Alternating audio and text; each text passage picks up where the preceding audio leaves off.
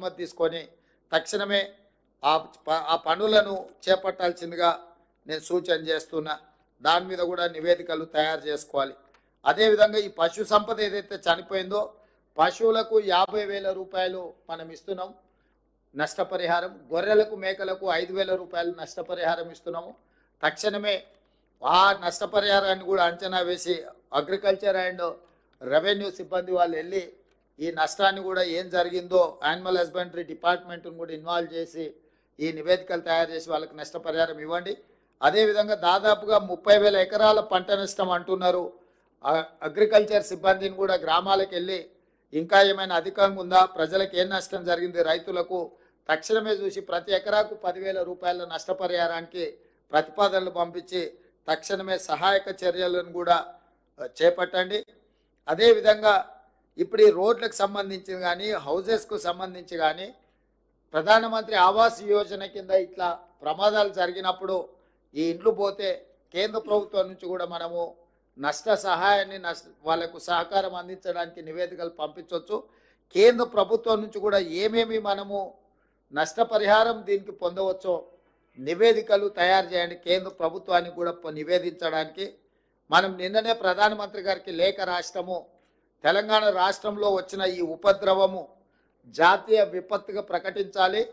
తక్షణమే 5,438 కోట్ల రూపాయల నష్టం జరిగిందని తాత్కాలిక అంచనా రాష్ట్ర ప్రభుత్వ యంత్రాంగం అంచనా వేసిండ్రు. ఈ అంచనాను పరిగణలోకి తీసుకొని 2,000 కోట్ల రూపాయలు తక్షణమే తెలంగాణ రాష్ట్రానికి విడుదల చేయండి. అదేవిధంగా ఈ తెలంగాణ రాష్ట్రంలో జరిగిన నష్టాన్ని, ప్రాణ నష్టాన్ని, ఆస్తి నష్టాన్ని చూడడానికి ప్రధానమంత్రి గారిని కూడా ఆహ్వానించడం. ఎందుకంటే ప్రధానమంత్రి గారు ప్రత్యక్షంగా తెలంగాణ రాష్ట్రంలో జరిగిన నష్టాన్ని పరిశీలిస్తే వారు అధికంగా నిధులు ఇచ్చే తెలంగాణ రాష్ట్రాన్ని ఆదుకోవడానికి అవకాశం ఉంటుంది. కాబట్టి తెలంగాణ రాష్ట్ర ప్రభుత్వం తరఫున ప్రధానమంత్రి గారిని కూడా మనం ఆహ్వానించడం జరిగింది.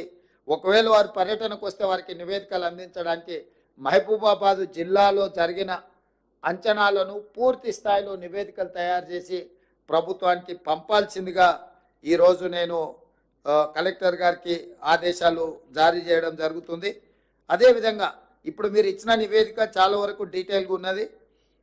ఇప్పుడు జరిగిన నష్టాన్ని మీరు ఒక కోణంలో చెప్పారు, కానీ వాస్తవంగా ఇప్పుడు వర్షం తగ్గడం, వరదలు తగ్గడం, వరదలు నియంత్రణలోకి రావడము, ఇప్పుడు విష జ్వరాలు ప్రబలి అంటురోగాలు పెరిగే ప్రమాదం ఉంది. ఇప్పుడు నిజమైన సేవా కార్యక్రమాలు మొదలుపెట్టాలి. మెడికల్ అండ్ హెల్త్ డిపార్ట్మెంట్ని తక్షణమే తండాలు కానీ, గ్రామాలు కానీ, లేకపోతే మహబూబాబాద్ మున్సిపాలిటీలో కానీ బురద ఏదైతే వచ్చిందో వరదల వల్ల తక్షణమే ఆ బురదను తొలగించడానికి అవసరమైన సహాయక చర్యలు రెవెన్యూ సిబ్బంది, ఇతర శాఖల సిబ్బంది, మున్సిపల్ శాఖ సిబ్బంది తక్షణమే సహాయక చర్యలలో పాల్గొనాలి. అదేవిధంగా ప్రజలకు ఇళ్లలో వచ్చిన బురద గడుపుకోవడానికి నీళ్లు కూడా అత్యధికంగా అందుబాటులో ఉంచే విధంగా ఒకవేళ మీకు నల్లాల ద్వారా ఇవ్వగలిగితే ఫుల్ టైం వాటర్ ఇవ్వండి. అట్లా లేకపోతే ట్యాంకర్ల ద్వారా నీటిని ఇస్తే ప్రజలు ఆ బురదంతా కడుక్కోవడానికి అవకాశం ఉంటుంది. అదేవిధంగా రోడ్ల మీద కూడా నీళ్ళ ట్యాంకర్లను నీళ్లు కొట్టడం ద్వారా ఈ బురదను మనం తొలగిస్తే అంటు రోగాలు ప్రబలడానికి తక్కువ అవకాశం ఉంటుంది.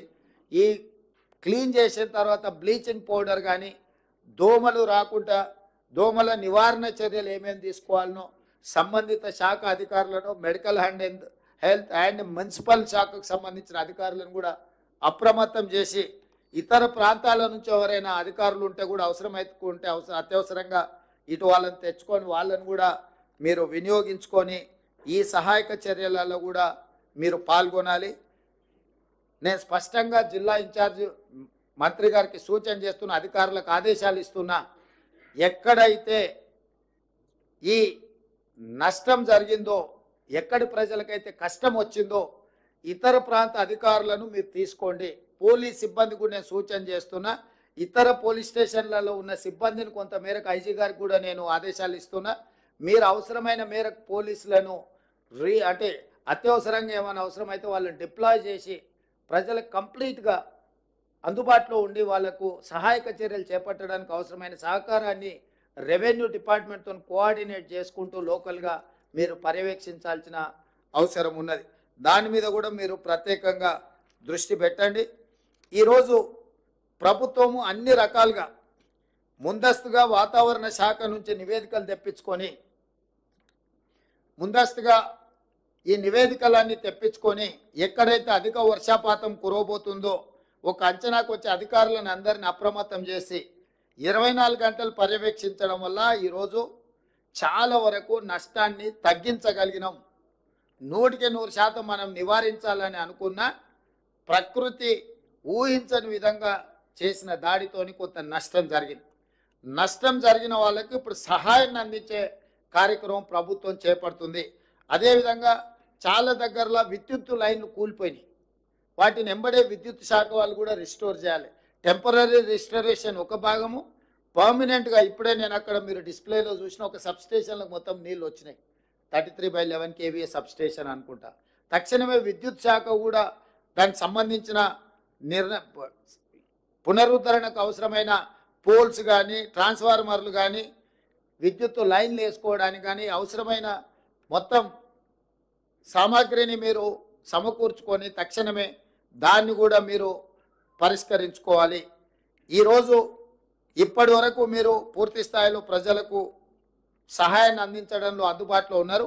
ఇక ముందు ఈ విష జ్వరాలు కానీ ఇక్కడ జరిగిన నష్టాన్ని కానీ నష్టానికి నష్టపరిహారం ఇవ్వడానికి సంబంధించిన నివేదికలు కూడా పక్కాగా మీరు ఏర్పాటు చేసుకోవాలి. అదేవిధంగా సీతక్క చెప్పినట్టు కలెక్టరేట్లో ఎక్కడెక్కడ ప్రమాదాలు జరుగుతున్నాయి, ప్రమాదాలు